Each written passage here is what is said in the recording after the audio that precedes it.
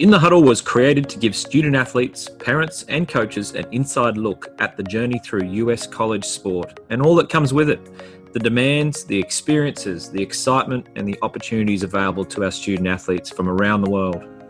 Study and Play USA facilitates a comprehensive, customised approach for student athletes and families for their whole journey, from their high school preparation years right through to US college graduation. Welcome to another episode of In the Huddle. Well, if you are into inspirational and heartwarming stories, you're going to want to listen to today's guest, Kerry Galhos, hails from East Timor, northwest of Australia. And today we're going to hear how she traced a path from her home country all the way to Texas in America to live out her US college dream. And it's been a few years since graduation from college. So today, let's catch up with Kerry, who's dialed in from the UK. Welcome, Kerry. Thank you for having me. Great. Very excited. Yeah, it's great to see you. It's been a while since we've caught up, isn't it? Yes, it has. I've got to tell you, often people will tell us, or ask us if we've got any special stories that we like to share about our job, or athletes that we work with, and your name always comes up, Kerry. And the reason is not only because you've got a pretty unique path, but it's also because you've always been so friendly and passionate, and those things are very noticeable. So it's we're pleased we can share your story today with others so that they might find a little bit of maybe some inspiration and realize that life doesn't need to be smooth sailing for you to make it. Yeah. So anyway, I've talked you up there, making you probably very nervous now. Yeah. I just stood up said properly. No. It's all good. So look, we'll talk about what you're up to in the UK a little later, but I'm eager to take a trip down memory lane first. Let's go right back to where all this tennis journey started in your home country. Can you tell us a little bit about East Timor and your life growing up there? Well, growing up there, I think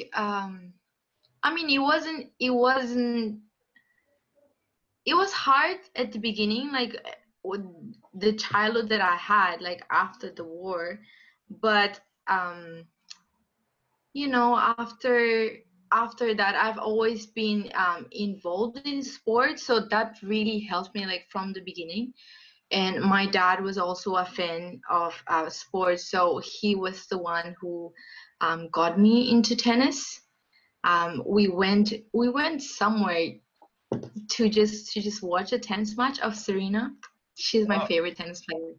Yes, and then one day he just bought me a racket, and then we went to the tennis courts and started playing. And then after that, it just went from there. Yeah, that's pretty awesome. Much. I was going to ask you how on earth did you get into tennis and who was it? So it was Dad. So did Dad play tennis? No, he doesn't. He was a boxer. But okay. He loves sports, so he watches boxing, tennis, anything. He watches everything. So, but he always wanted me to be a tennis player. I don't know why, but yeah, that's awesome. And did you find that trying to, once you got the bug for tennis, did you find that it was hard to? Was it easy or hard to get better in Timor? I guess you're in a time when things were sort of a little bit volatile over there. Was it easy to sort of travel and play and get better? And how that? Well, at the beginning, it was just me and my dad and the wall. Yep. That's what I did most of the time, because the practice is only twice a week. Yeah. And the coaches are not well trained. They're not certified or anything. They just teaching us from their experience. So we have to, if you want to improve, you have to find your own time. And that's me, early in the morning before class or after class. So it's 6 o'clock. It's me and my dad always going to the tennis court and just hitting on the wall. Fantastic.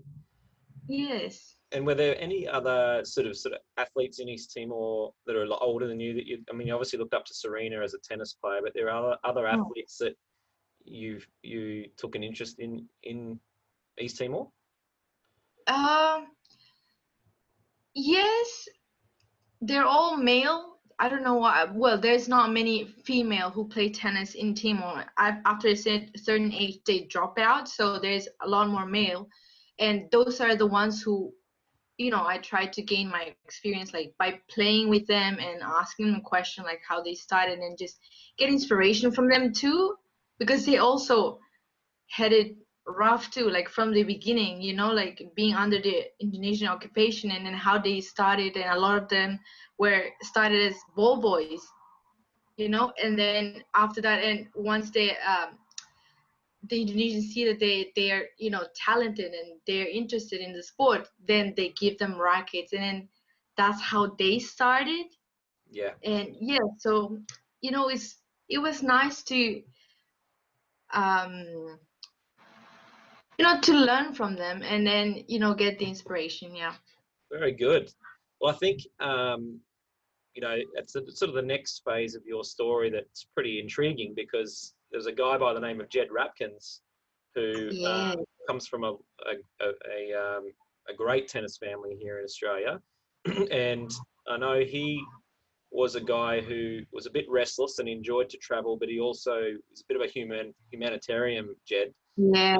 and he wanted to go somewhere where he could use his I guess abilities to coach, and he wanted to Mhm. volunteer in a I guess a place that maybe had been a little bit underprivileged at the time, and so he Mhm. chose East Timor, and that's where he met a very young Kerry Galhos playing in one of these clinics. Yeah.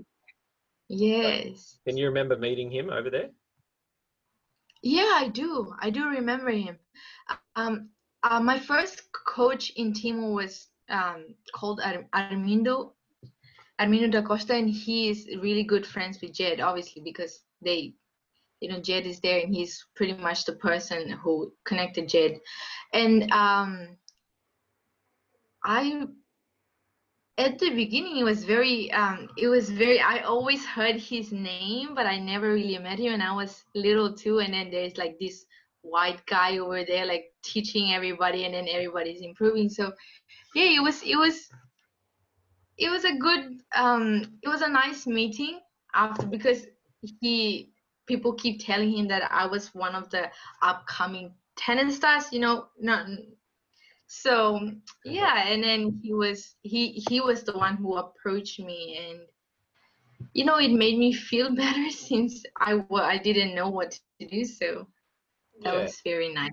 Yeah, that's good. Well, it turned out to be a pretty good meeting, because I remember definitely. talking to Jed's older brother James, who obviously you know very well, and James being the head coach at Beenleigh Tennis Club in Queensland at the time. I remember he mentioned that he was telling me what Jed was up to, and that the Rapkins family as a whole was so taken by I guess your athletic ability and your keenness, Mm. and your drive, and they were going to sponsor you to move to Australia. So that was I was surprised to hear that, and it was great to hear that as well. So, and do you remember how that all came about? That was a life-changing opportunity, to be honest. I think that opportunity has, brought me into like has opened so many doors for me Yeah, that yeah, because from I didn't know, I was studying at a good school in Timor, and then I didn't know if I should leave because I wasn't sure whether Australia was the best choice. So I had to discuss with my family, and Jed talked to my family, and I can't really remember how we went, but at some point my parents had to make the decision, and it wasn't if I wanted to be, and I wanted to be a professional tennis player. So my parents said if I stayed in Timor, there is no way that I could reach any goal. So they made the hard decision to agree to it because, well, obviously for me, education is really important too. So having the education as well as training, it was like a pact for me. So I was like, okay, let's go. good on you. That's So awesome. So there was I think that was tracing your steps a little bit back. I think it was 2009. You moved down to Australia, yes, um, yes. and you came by yourself, and Is that right? No, actually, I went with another friend, but she was just there like to help me, Yeah. settle down Oh, because good. it wasn't going to be easy because it was my first time being away from home. Yes. And if I have done it by myself, it would have been so hard. Like even the language, like I couldn't really understand your accent, like on the Aussie accent. Like I learned the American English. So when I went there, it was like hard. It's like I have to listen carefully. Yes, absolutely, Mm. and we take that for granted, of course. Here, that's one of the wonderful things about um, multiculturalism is learning about other people and making sure that we are aware, especially when we have Yeah. newcomers to our country. We do have to slow down Oh, our accent a lot, oh, and yeah, yeah, especially James Ratkins, right? A yeah. very hard Australian accent. But um, so how old were you at that point when you came down with your friend? I was 14. 14. Okay. And then how Yes. did obviously tough decision for mum and dad, but how obviously that you came with their blessing, and how did they handle those first few moments and months? I guess I suppose you're contacting mum and dad a lot, Um, no, no? we have a, yeah, it's, I don't know, my family, we're not very we're not very expressive. So it's like when I left, it was kind of like they think that it was good that they do not contact me as much so that I can just, settle down. Yep. That's just how we work things out. And even if I miss them, like they would call once in a while, but they don't want to be too present, or otherwise I want to get back because That's hearing their voice, so yeah, so they would, yeah, it's like a once a week call, and and I was getting closer with Mr. and Miss Ruckins too. yeah. So that really, yeah, they tried to help me a lot with that. Yeah, and So it's true, isn't it? And it's a bit like going to college, which we'll talk about soon. But you develop a new family, don't you? And it's not that they replace your old family, and you don't always no, feel that's bad my, about it. yes, that's But just like an extent, just another family, and they're like my family. I was calling Miss Ruckins like a couple of days ago. She's like they're like another parent to me because yeah, I grew up with them, like my teenage years, like those crucial years, they were the one who took care of me yeah, most of the time. Like I was only home to Timor for like 2-3 months at most, and I'm back in Australia. So yeah, they pretty much took care of me. So yeah. Look, it's nice to know that there's still people out like that, but they're um, that they're in tennis for the the right reasons. That yeah, family, and they're very very good people. So they're like they're and my blessings. I think like those they're blessings in my life. So yeah, well, I know that yeah, I really, I know I can speak for them when they say that I think you're like family to them as well. So I think the feeling is yeah, very mutual. yes, yes, yeah, it is mutually. It's nice. Um, so look, yeah. So the homesickness part maybe not wasn't as strong as it could have been, maybe. So it sounds like you got quite busy and you were playing a lot of tennis and you Oh were yes, training every day. once I went to Australia, it was school in the morning and then tennis in the afternoon. And during the holiday, I played tennis. I played so much tennis. I loved it. So Yeah, it wasn't too hard for me. And then when I get home, I'm exhausted. So it's like go to sleep. yeah, Yeah, absolutely. yeah. Um, so I think it had to have been about 2012, Kerry, that I got a call from James, and I didn't know about you at this point. Well, sorry, I knew about you, but I had never met you. Um, and and James mentioned that you were interested, at least, in looking in this college pathway. You were Yes, still considering the professional pathway as well, and maybe you yes. thought college was the way to go about it. But do you remember what Mhm. it was about college that was appealing to you? Um, I think because I could still do both, I really loved the experience in Australia, like playing tennis and going to school at the same time. and I thought like, why not take it to the next step and then, you know, getting the education and still playing like high level tennis too. That's why. And then I was considering playing it professionally, but you know, tennis is very costly. So there was, you know, I need to have some kind of plans.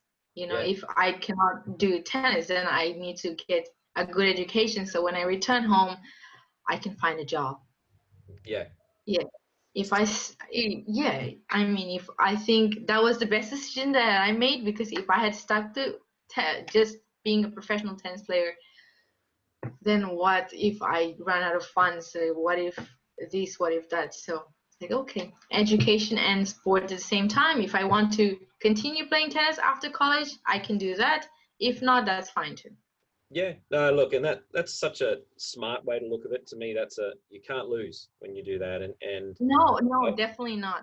and I often say that to people is that the pathway of a professional athlete, but particularly with tennis, because that's sort of what Mm. my experience was trying to do that, was that it's a pathway of complete uncertainty. Whereas the college pathway, you're going to get, we know what you're going to get. You're definitely going to get a degree. You're going to get better Mhm. if you're in the right environment. The only thing that's unknown is how good you're going to be, and then but you're not in a hurry. So you find that out at the Mm. end, and if you still want to Yeah, play pro at the end, you can, right? So yeah. it's so that's yeah. I mean, it was a smart way to approach it. But I remember starting the process with you, and firstly trying to make sure you were eligible, and that was it was. Do you remember when we were trying to get your Timorese results, Yeah, school results the translated from translation, yes, translated from I remember all Portuguese? that. Yeah, so it wasn't easy, but you were very, No, very, it was, you were very positive, the whole was way, yeah. and we got the job done. So, like Yes. one of our favorite moments in our job, with everyone we work with, is calling a family to discuss, all the important decisions required around sort of what college you're going to go to. So, in your Mm. case, I only spoke to your mum once, and she was, through quite broken English. I got a very Yeah. strong, Oh, yeah, but I didn't even know you spoke to my mom. no, I So had a like, chat for about maybe 2 minutes, but it was, oh, okay. I got a very strong sense of what she wanted for her daughter, and she asked Oh, me yeah. in her own words, she wanted a very safe environment for my daughter, and Mm. ideally in a Christian or Catholic environment. I remember her saying that, Yeah. and so we took those words very, very seriously, and that's why when an Mm. amazing offer sort of came through from Texas A&M Corpus Christi in Texas, Yeah. I knew that we Mm-hmm. found a really good fit for you and for your family. So on that note, I'm going to do something a little bit different. I'm going to play you something, and I'd like you to share with me the emotions that this clip, okay, or this soundbite evokes for you, okay? This is a bit weird, hey? You look very confused. Okay, let me play Yeah, this. I'm listening. I wanted to hear. I want to hear. Here we go.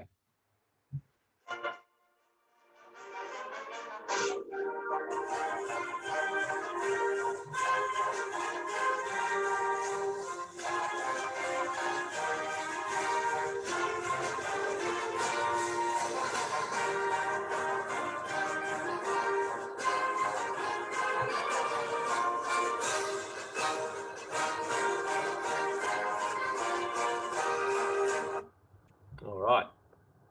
Recognize that? Yeah. What? So for those listeners, what was that music? It's the Texas A&M. Fi- Fight song. Yes. Yeah.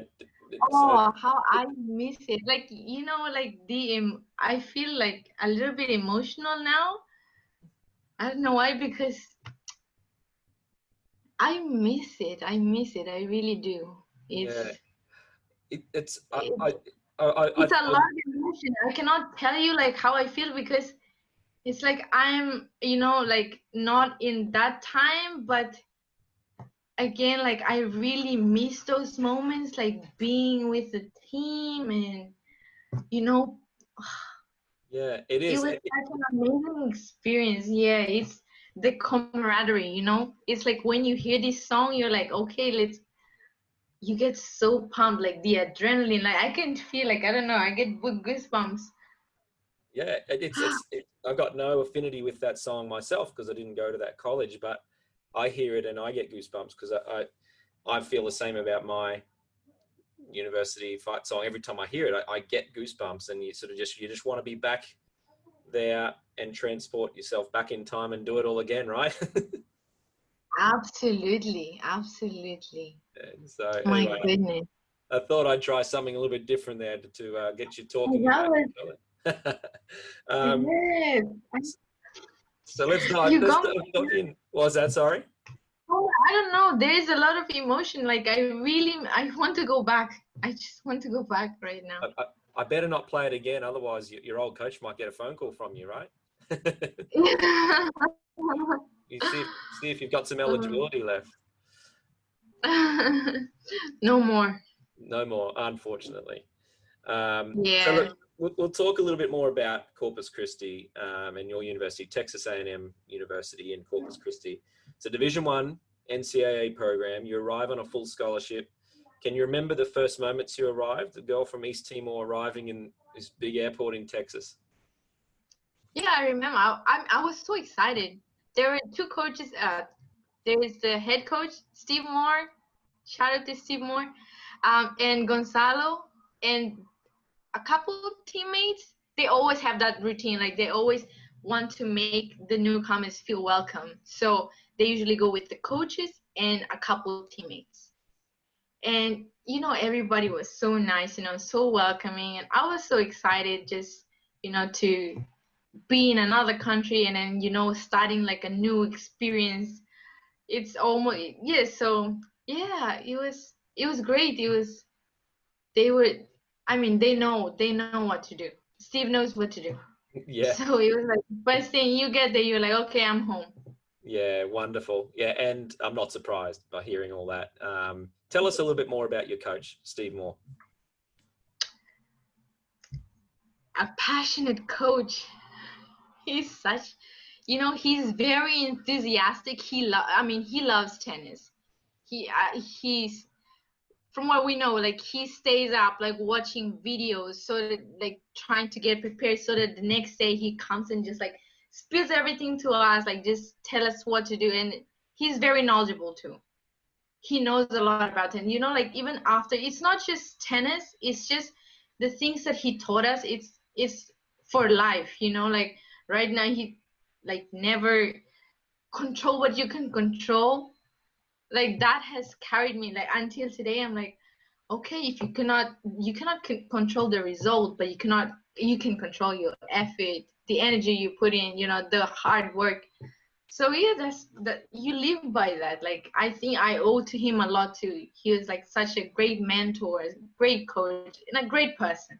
Yeah, he is, and he's one of the best in our opinion, For um, sure, for sure. and just genuinely caring. It's all about the experience. Yes, Yes, it's for important sure. to win. It's important to have success and try to Yeah, do that. But at the end of the day, he's trying to create a culture of good teammates and good people, right? yeah, yeah. You're right. You're right. So Yeah, we do have the tough. I mean, the losses, and of course he gets into it. He gets yeah, into it when, I mean, especially when we're not performing at the level that we're like. He knows we can, but then after that, it's like, okay, we're all good. yeah, it's good. It's a Yeah. sign of a good coach. And what about your teammates? Talk me through some of your teammates. They are like my sisters and my brothers. Like I said it during college. I can say it now too. It's, well, I lost contact with some of them, but I think if I send them a message, it's going to be like, like we never stayed apart. So it was, everybody's, we're all international. Well, most of us were international, so we were, traveling from one country to the other, and then so we kind of um we bonded really well. I think it's just that the culture, like Steve's, he runs like a tight ship that he wants us to be great teammates. So it just happened naturally. And then he recruits people with the similar, how do you say, character. Yes. So it was, yeah, when we went there, it was like just another sibling, Yeah. And it was amazing. It was such an amazing, like, just meeting all of them. I think when I have like an important, step of life, like I would send them an invitation. I want them all to come. Yes. Seriously, it was amazing. Uh, I've often, obviously followed some of your conversations on Facebook where, that you can see you've posted something and your teammates will all, it's very clear that you're all very close. And I find that that's beautiful to watch. And Yeah. it is lifelong, those things. And you're right. It's very important to keep in touch. You don't need to keep in touch every week, Yeah, but when I you don't want that either. yeah. Yeah, but once in a while, you just want to catch up. Yeah, what you've shared in those 4 years, though, are very unique to you and your group. Mm. And no one can really ever break that, which is very, very special. A lot of people go through life without having experienced something like that. So I'm pleased that you still cherish it. And what about when you got there, about all the free stuff? I know coming from East Timor, and Australia even. I mean, we don't do that either. It's No. you get over there, you're on a full scholarship. Can you remember when you received all your first Yeah, and stuff? yeah. I was so excited because, I mean, for me, it was too much. But, well, at the beginning, I thought it was too much because I never got like so much stuff, just for 1 year. And then the next year we get a new package. So, I mean, it was a lot of stuff, but I don't know, for some reason, I felt really proud too, just to, have the blue, I mean, the uniform, like, Yeah, yeah, it was, I think I saw you several times throughout your degree, like when you were back visiting in Australia, and you're always wearing the blue, white, and green. I got kind of, yeah, that's just like, I feel like when I play tennis, that's what I should wear. I don't know why. Yeah. So even now when I play tennis, I think that's what I should wear. So Yeah, it's just like I love it. I love it. being doing one. Yeah, and Kerry, what did you end up studying over your 4 years there? Political science and communication. At the Okay. beginning, it was just political science, but then, I wanted another degree, so 1 year and a half in or something like that, I just added the communication. Yep. I wanted to do the communication just because I think that I was a terrible public. I mean, I still am. I think I'm a terrible public speaker, and like, just sometimes talking, like, this is me having improved a lot. Like, I couldn't talk to a person just like this, without being nervous and without being awkward. So that has really helped me, the communication part, because they kind of just like put me on the spot to be able to, to just speak. Like, you cannot. I was terrified, to be honest, at the beginning, but now it's getting better. Well, you're doing very well here. It's great, and Yeah, it's thank you. and again, obviously, from when we first met you, we'd hire you to be a speaker. That's for sure. You're doing very well. So, Oh, thank you. and I think America in general, though, just by being there in that capacity as an athlete, as an international athlete, you get a lot of attention, which is really a positive attention. Yeah. And Americans are great like that. They make you feel pretty good about yourself. And so you get confident, and you know that if you try something and mess up, they're going to be there to pick you up and, encourage Yeah. you. They're super positive people by nature. That was Yeah. my experience living in America. And I'm the same, it's, and a lot of people are, public speaking is is a genuine fear for a lot of people. But that's for me, as English is my first language, you know. So I can imagine Mhm. with your English Yeah. Portuguese background, it's Mm. was harder. So again, it's another thing that you should be proud of, because it's Thank you. not You easy, know, not easy. And what about the giving self tennis? in the back. Yeah, that's it. That's it. No, I was just going to ask you about the tennis side, but we sort of haven't really, like, how did you find that? Have you got any sort of highlights that you know over your 4 years, as from a purely from a tennis point of view? Well, I know that winning is not everything, but it feels great. You know, my first semester, I can't my argue. first semester there, we won the conference, our first conference, like for the women's team. I mean, it was amazing, and we get to. It was just a great experience because that was my first time playing with a team, and the first time that I played, it was so strange for me because these people are cheering for me. Like I never had that. It's always been like Miss Ruckins or Jed on the sideline, like let's go Kerry. But this time it's like a bunch of people and all the fans too.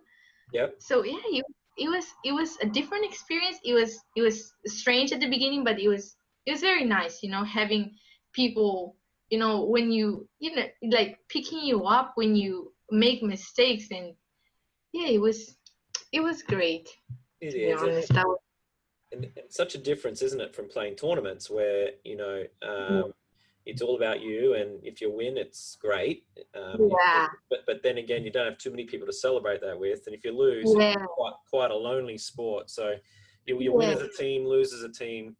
There's yes, always someone to put their arm around you. That's what I love about that environment. So no, that's good, and it's very yeah. loud, isn't it? That the cheering's it's quite loud. I love it. I love it. Like at the beginning, it was hard for me to, cheer because I find it strange. But then, after, the third match, I was also like very loud too. Yeah, go Like Islanders! even the Absolutely. even the cheering like on the court, Yeah.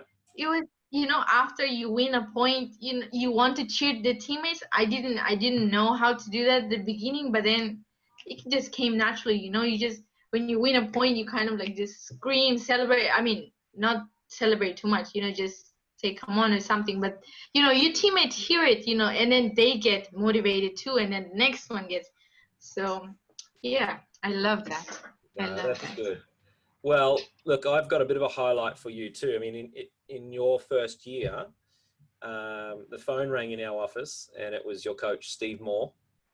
Chris, Chris, this Kerry girl, she's a star. Where did you get her from? We need more of her. She's a worker, she's a leader, and she's one of the nicest humans I've ever come across. That were his words.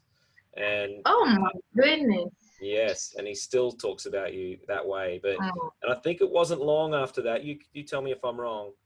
You were made team captain, right? Did you get that yes. honor?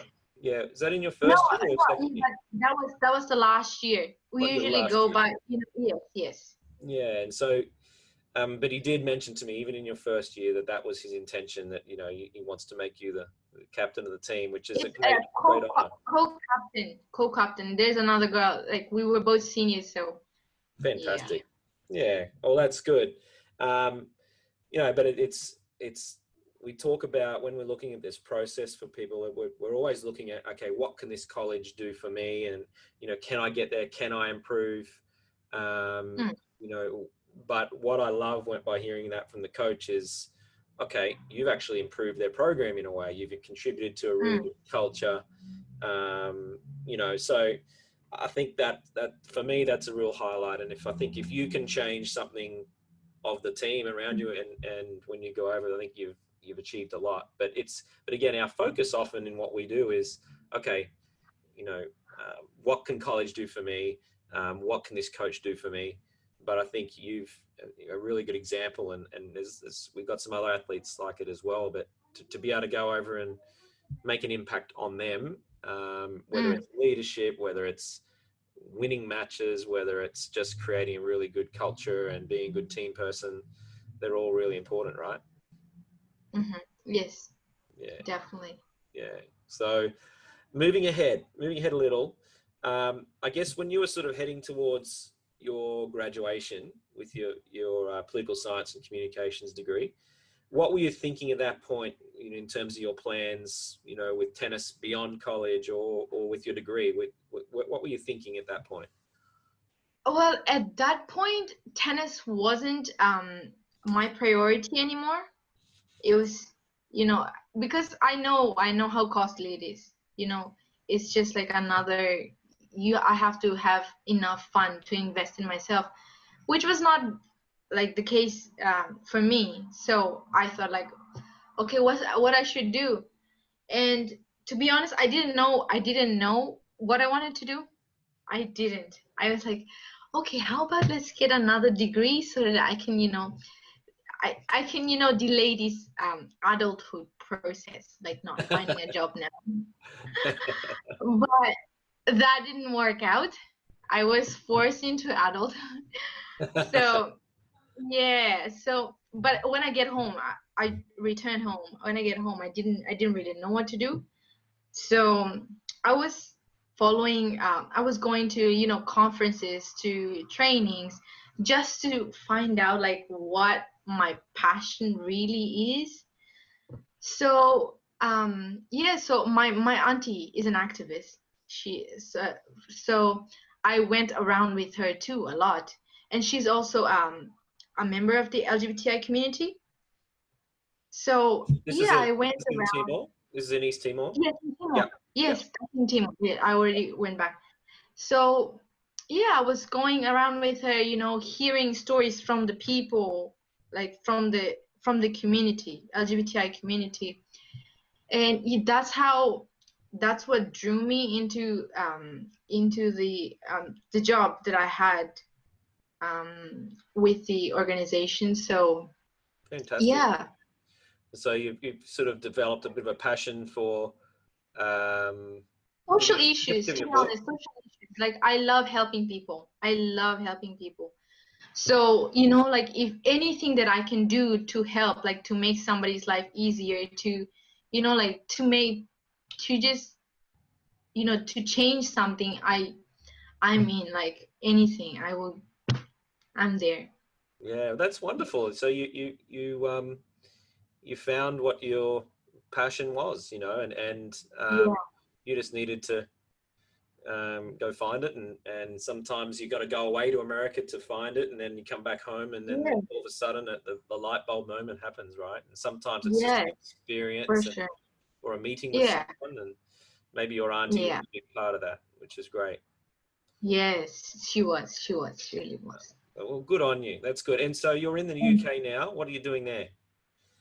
I'm studying. I'm doing my master's There degree. So you go. now I'm doing sports management and international development. Yeah, On you.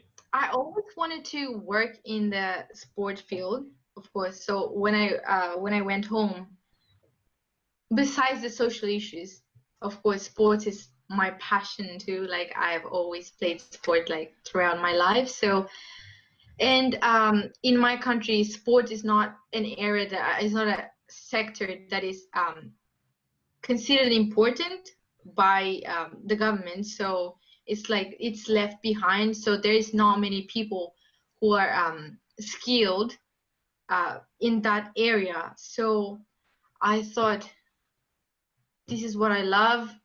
Why not, go pursue a degree in this and then come back home and do something about it? Yeah. Try to help improve the conditions for the athletes, because I was also an athlete myself, and there's a lot of things that needs improvement, and there needs to be people who really are passionate about it to make the change, because what we have right now is just people Yes. wanting a job, Yes.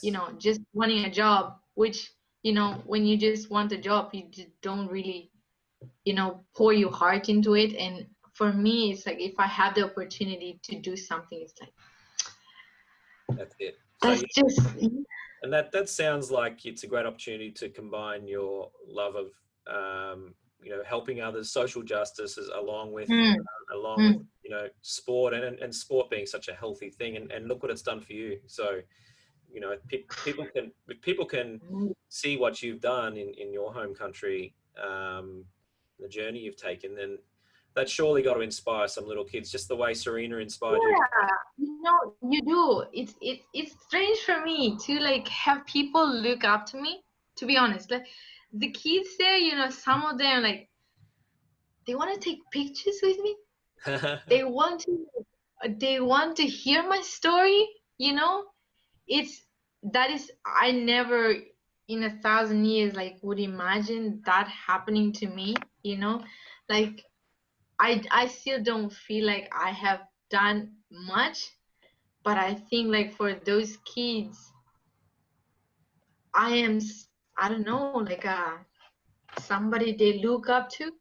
So yeah, when they do that, I feel it's it's a strange feeling. I cannot say like I'm very proud because I don't know how to feel about it. I Yeah. don't feel like I've achieved much. So, Well, but it's really nice to be able to give them like to share my story and then inspire them.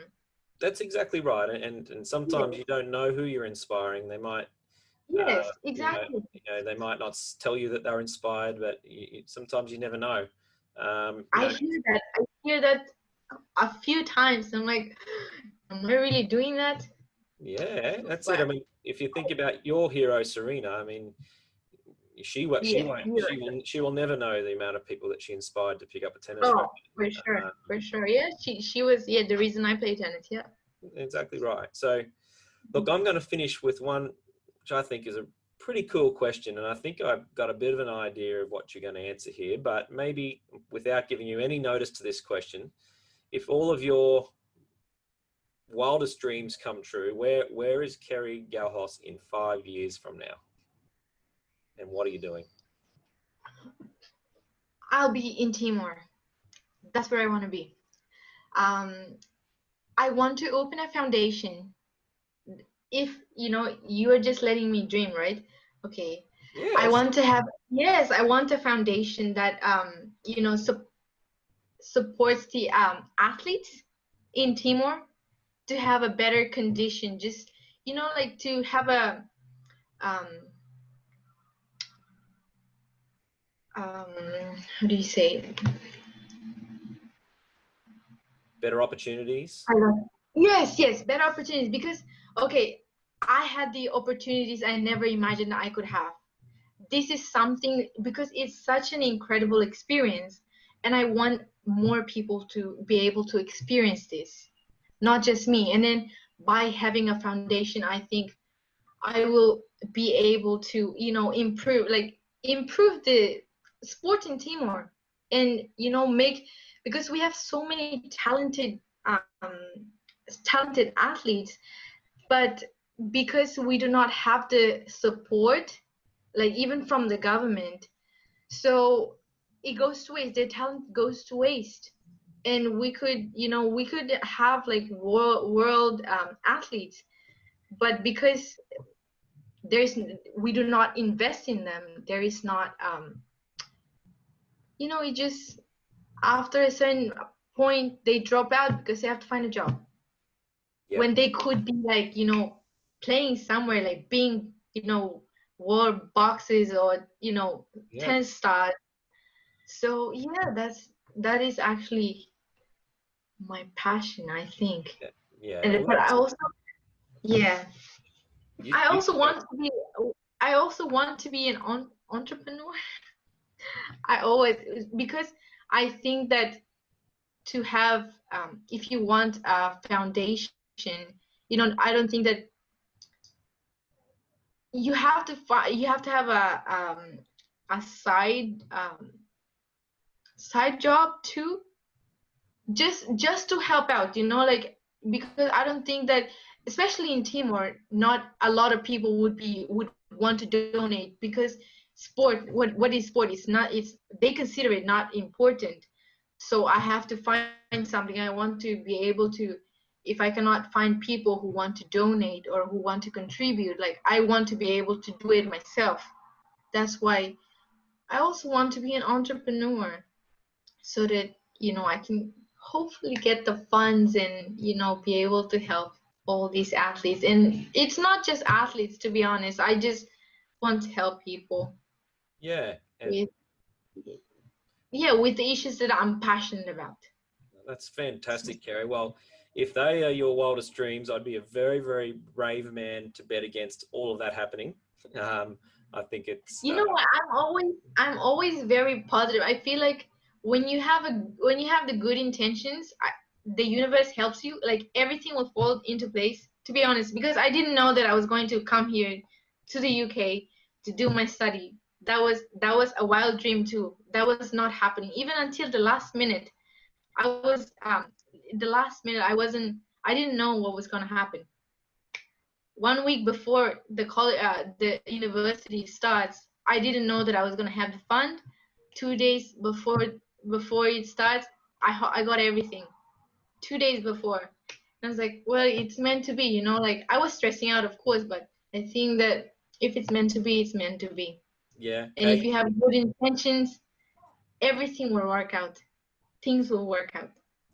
I seriously That's how feel that's like that's a that's what that's how it happened to me. Like my whole life. Like last minute, like if it's meant to happen, it's going to happen. You just have to work hard and pray for the best.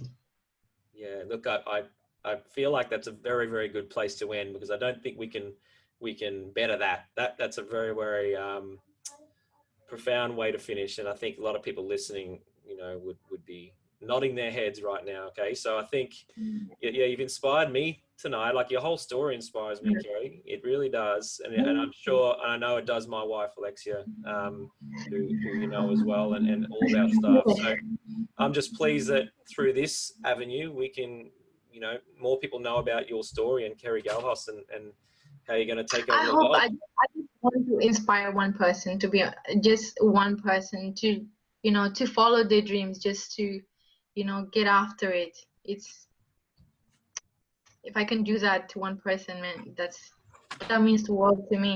Yeah. That means the world to me. Well, I'm sure you've already done that, and there's a lot of people um, in the next few years that are going to be benefiting from all the work you do. So, look, thank you, Kerry, for being so open and honest and lovely to talk to. And Mm. we'll have to make it a little bit sooner that we catch up next time. Hey, anytime you're in Australia, you Yes, can always come and say hello. yes, absolutely. Yes, thank you for having me. I don't know, it felt great to be able to talk about this because sometimes you forget, like, well, when you are in the next step of life, you just like, how did that happen? Just it's great to go back down the memory lane. So It is. thank you. I've enjoyed it. You've made my night. So Oh, we'll thank be you. we'll definitely follow your progress with great interest. Thank you very much.